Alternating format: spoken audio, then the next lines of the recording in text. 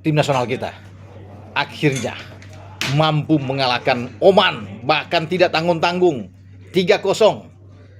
Tandukan dari Justin Hapner, tembakan dari Ole Romani, dan juga gol dari Ragnar Oratmangun melengkapi kemenangan kita setelah 38 tahun. Dan ini luar biasa terjadi di Stadion Gelora Bung Karno. Tim asuhan John Herman bermain dengan sangat baik, sangat percaya diri untuk bisa mengalahkan Oman.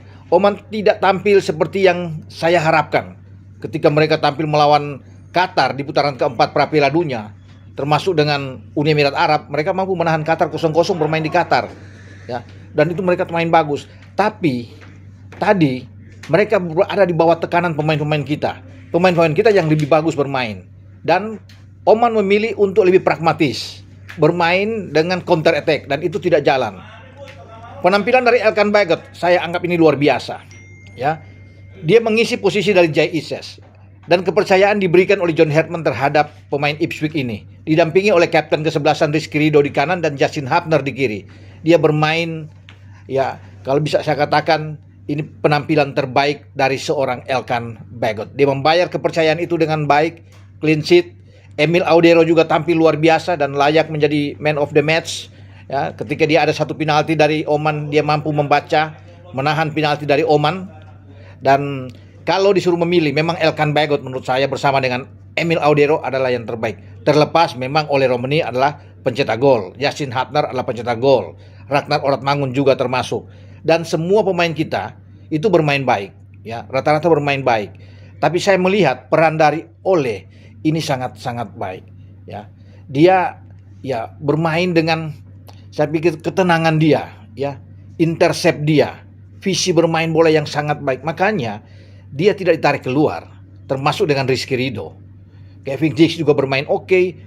Dua gelandang atau pivot kita tidak ditarik keluar karena memang kuncinya juga ada di Ivar Jenner dan juga dengan penampilan Joy Pelupesi. Dua pemain kita yang sangat baik sekali untuk bisa bermain sepanjang laga. Jadi saya perlu untuk apresiasi penampilan dari pemain-pemain Indonesia, terutama dengan apa yang saya sebut tadi. Semoga ini menjadi awal yang sangat bagus, ya, ketika di FIFA Matchday pada bulan Juni ini.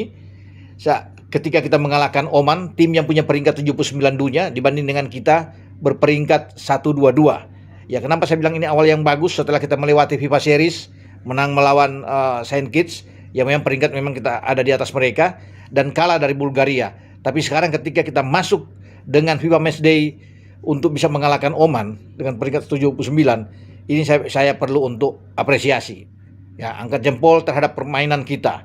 Kita layak untuk bisa memenangkan pertandingan. Ya, penguasaan bola yang sangat tinggi, tembakan yang lebih baik dari mereka, shot on target kita, dan pergantian pemain yang dilakukan oleh John Herman itu berjalan dengan baik. Matthew Baker masuk, pemain U17 kita, ya, yang sekarang memang masih berusia 17 tahun. Dipersiapkan juga untuk di U19 Piala AFF setelah lawan Mozambik selesai dia akan ke Medan. Matthew juga bermain dengan oke, ya.